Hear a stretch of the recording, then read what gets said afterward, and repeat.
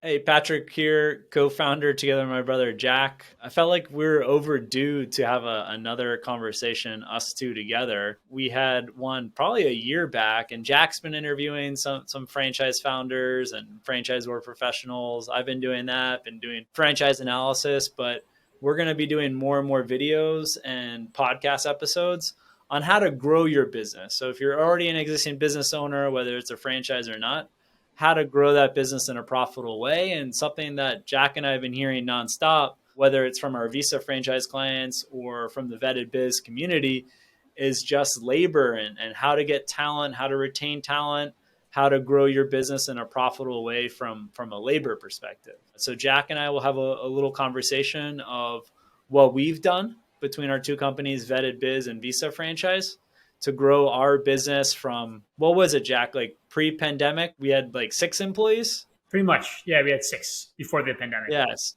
So six to now 34. I think it's us two, and we have 34 employees. So we'll be talking about how we grew our business in terms of headcount, as well as what we've been seeing from franchisors, franchisees, some best practices on the labor side. Yeah, for sure. Happy to talk about this. I know it's a recurring theme right now with all the businesses we speak with, and sometimes our various clients where they want to know, how difficult it will be to hire someone, right? Once they invest in a franchise, or they're looking at a franchise and a business, and they're thinking, how difficult it will be to find people. So happy to talk about this and share our experience. Yeah, and I think the key thing, looking back November or October 2020, where we had some turnover, some people left the firm, and we started looking abroad to potentially hire staff. And we saw that in Argentina, where Jack and I have both spent time, and we speak Spanish,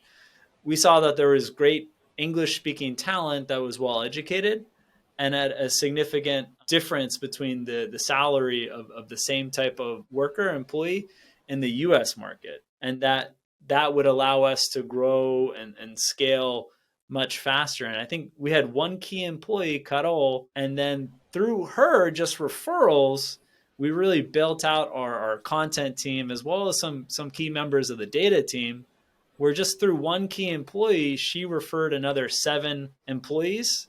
And that has really helped build a big part of our business just through one employee that kept on getting promotions and was happy and telling all her friends and members even of her church about opportunities at our firm.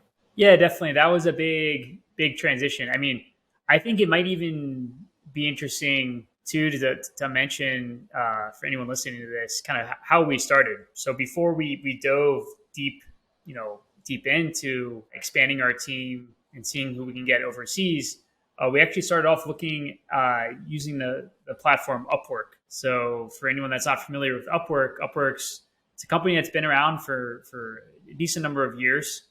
And what they do is basically it's a freelancer platform. So we started looking into Upwork for very specific projects that we had of remote workers, remote freelancers. And so I think that is what got us really thinking, hey, this could work with this, remote freelancer.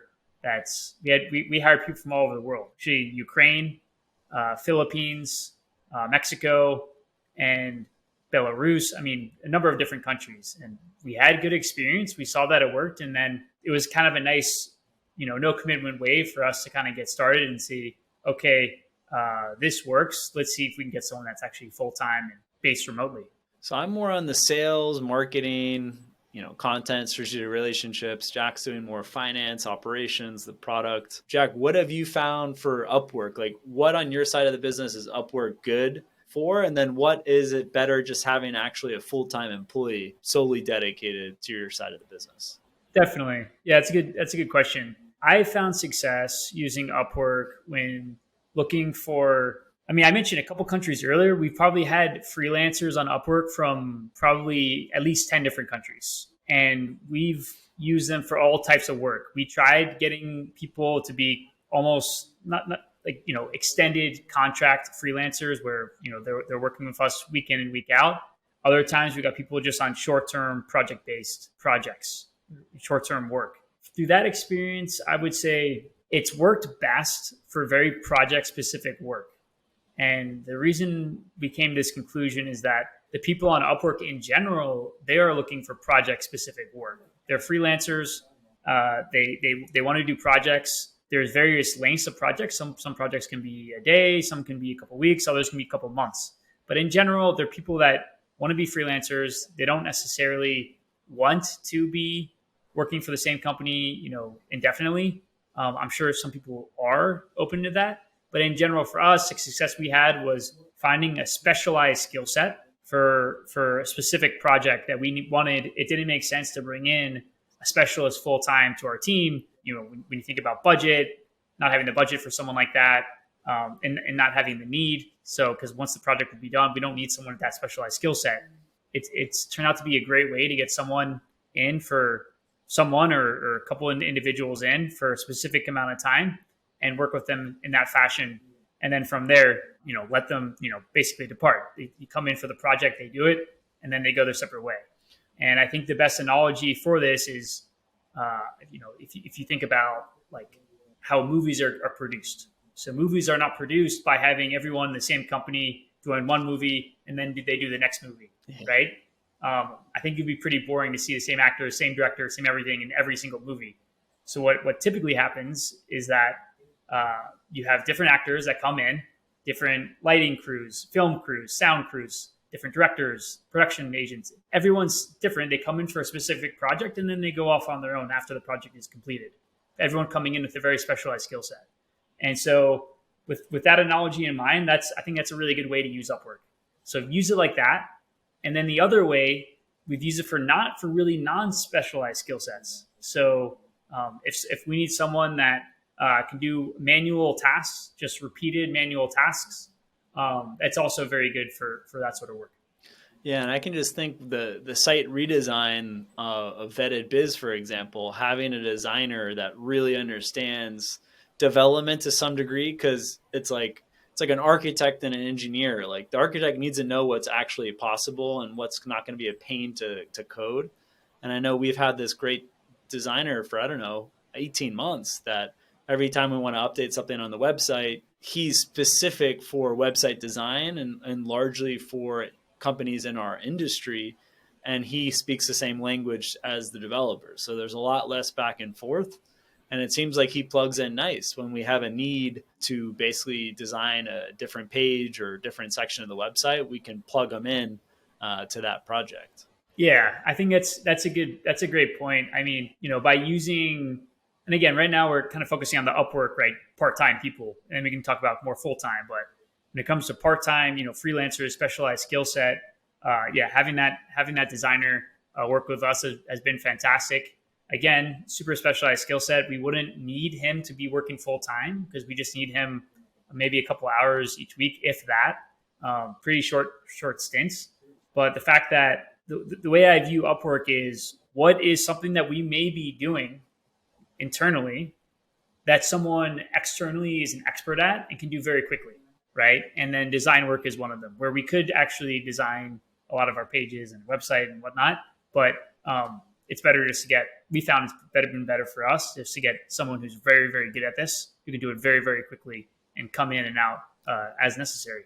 Definitely. And then, on the content side, my team's now like a group of 10 people, and they're work anywhere from, say, roughly 20 hours a week up to 50 hours a week. And, there's junior staff that it's starting at $500 a month, where they're working on uploading blog posts, making sure it's optimized for SEO so we can get more traffic to our websites.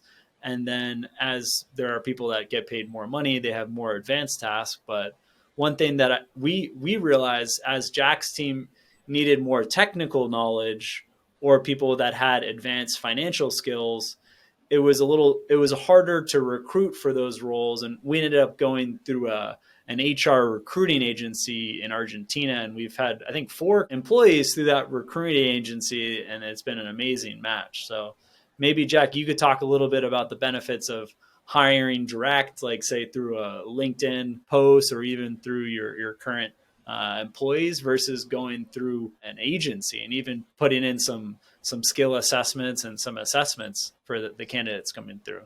Yeah, definitely. I mean, the way I view all this stuff is that it's really a big spectrum, right? So you have anywhere from freelancer, unskilled labor, right? You can get via Upwork, sites similar to Upwork, or we can get full end specialized skill set full time, right? Again, we're talking focusing mostly on remote since that's what we do. Yeah, for us, it's in terms of people that are really full time working with us. It's worked well to go direct, right? We've been able to go direct via LinkedIn or through referrals, as you mentioned earlier, with our first team member, Carol, who's been super a big, great success. And she had other friends and whatnot that were a good fit for us. So that works. What we found though over time is that going direct, again, it's not for everyone. We were comfortable with it. We speak Spanish, we speak these other languages, and so we're able to do it. But going direct actually worked out quite well. Using a site like LinkedIn, like people do in the U.S., post a job, see what kind of people apply, and go from there. So that worked out well for more generalists, I would say, positions, more kind of regular business positions you need in every company. And then for the more technical roles, we found that it was very helpful to have some sort of filter in place. So again, it's always good to go back to analogies. So the analogy I'd use is just kind of a recruitment firm in the US, right? There's a lot of people that look for a certain role, or maybe, them posting the role isn't really a good, posting the role themselves on the platform like LinkedIn or Indeed, maybe isn't the best use of their time.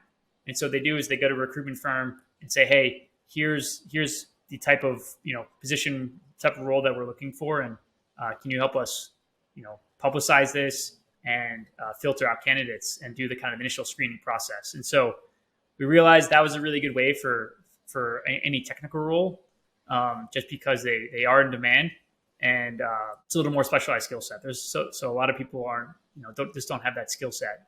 So we went that way and it's worked out very well. Yeah, and we've even referred it to some fellows in the franchising community or even just our professional and personal networks. And they've, like one of our friends has hired like 5+ people through that HR agency. I think there are certain markets where, like Argentina, we've identified where there is a high level education, but the labor market's not as good. That hopefully for many, many years to come, there will be people that want to work for US companies and are excited to work at US companies, especially where you can show that there is a clear path to get promoted and that they're not going to be stuck in this role for like 2 years, 3 years. And they see that there's going to be opportunity to grow. Yeah, it's been very interesting to see the evolution of this remote work. I know, in our entrepreneurial community, we're part of Entrepreneurs Organization EO, and there were other entrepreneurs who were doing this pre-pandemic, but they were still far and few in between, and they were just kind of looked at as just doing something that's very interesting, but most people looked at it and say, "Hey, that would never work for me." And then when we were forced to do remote, we realized that actually, us in particular, we realized, hey, this would work for us. Other firms went remote and they said, no, we really want to go back in person. And that's what they did.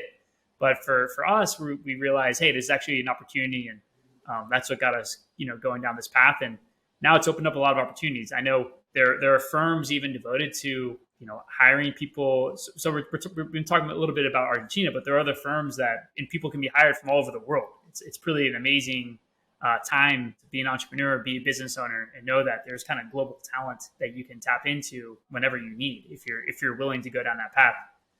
And maybe not even global, right? You can think that if you're in the US, you could say, all right, maybe in my specific town or my specific city, there isn't the type of talent I need. I would like to go bigger, see what other people are in my state or in my time zone in the US or even across the whole US. Who can I get to work remote? And it's just really, I would say this really powerful force is wind at the back for entrepreneurs and businesses that are able to do it. One interesting thing I learned when we were kind of diving through this was how much how big a market the Philippines is for remote work. Apparently, I think it's like 20% of their GDP, which kind of blew my mind. 20% of their GDP is from remote workers, which means there's a huge demand and a huge amount of companies that are doing this. Yeah, and you brought up a good point where even within the US, and we have a sponsor for our podcast, Belay, where they're focused on like one of their clients is a Chick-fil-A operator, and he wanted a virtual assistant. For those that aren't familiar, Chick-fil-A franchises do average unit volume, average sales of about $6 million.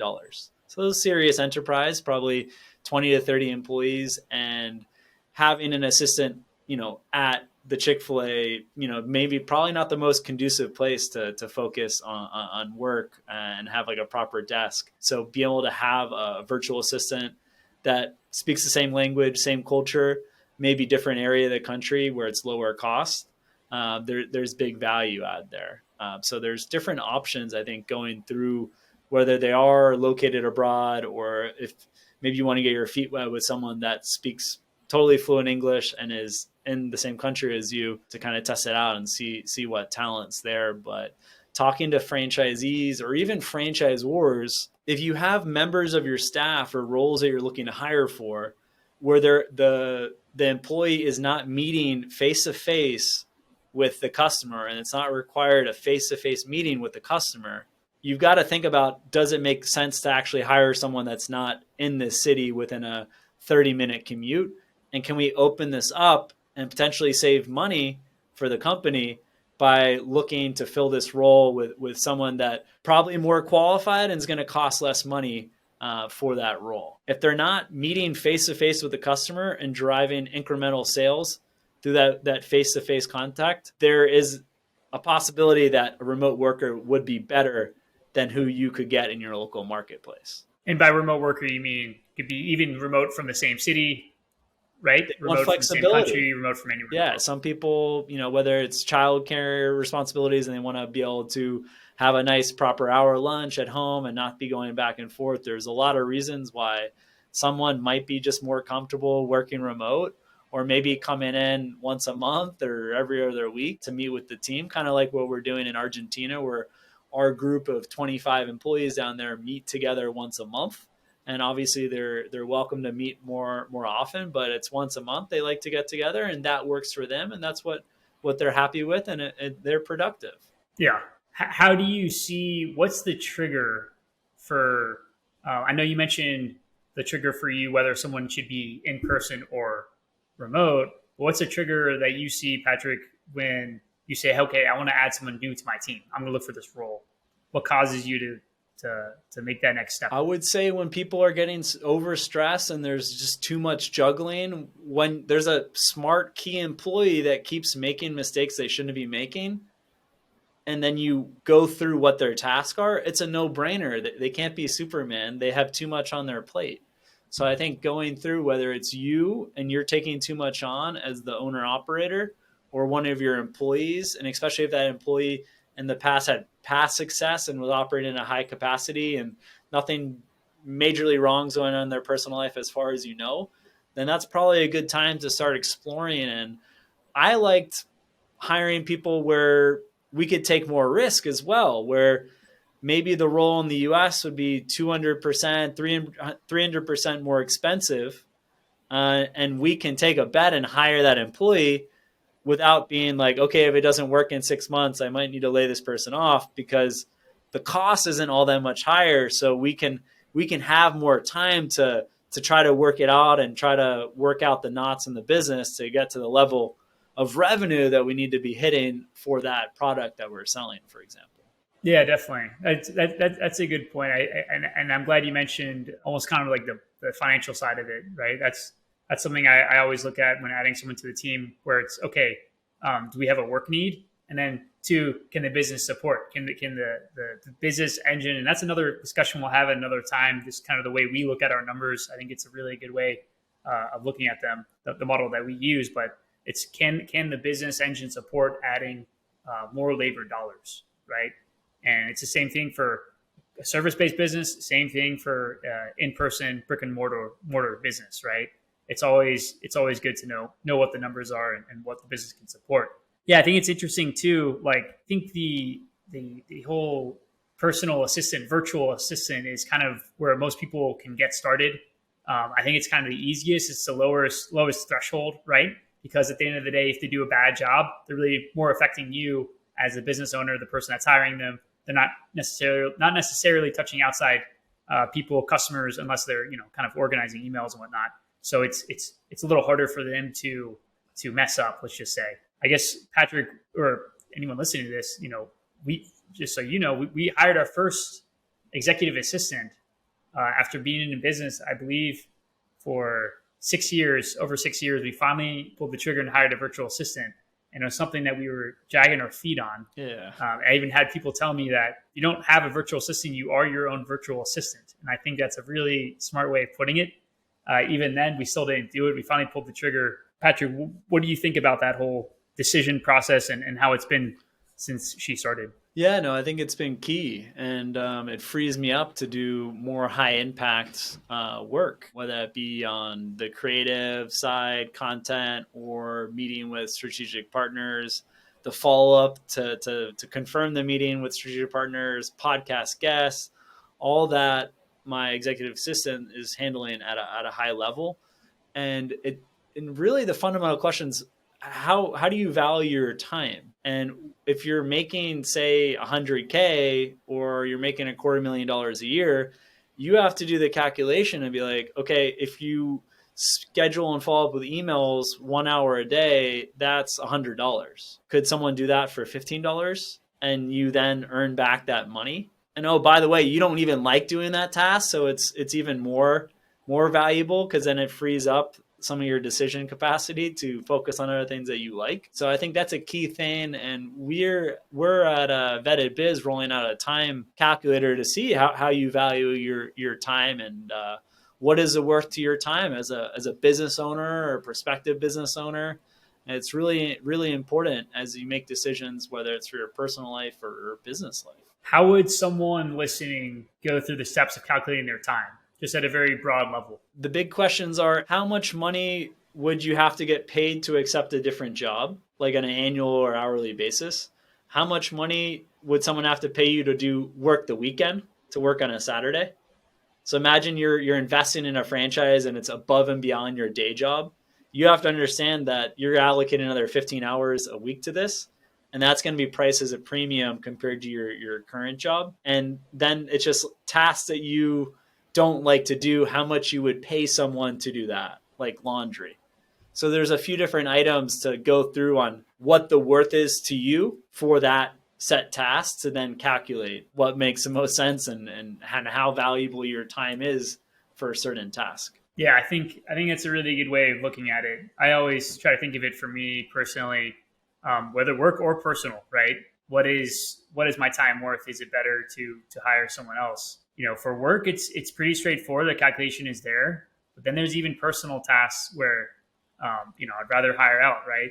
I always give the example of whether it is someone hiring a dog walking service, right? How valuable is their time then? Whether someone wants to hire someone to install a water filtration system in their kitchen, right? A lot of these systems you can install yourself, but again, how good of a handyman are you versus, hiring someone on TaskRabbit, putting together furniture on IKEA, right? A lot of us can follow the instructions and do it, but again, how long would it take?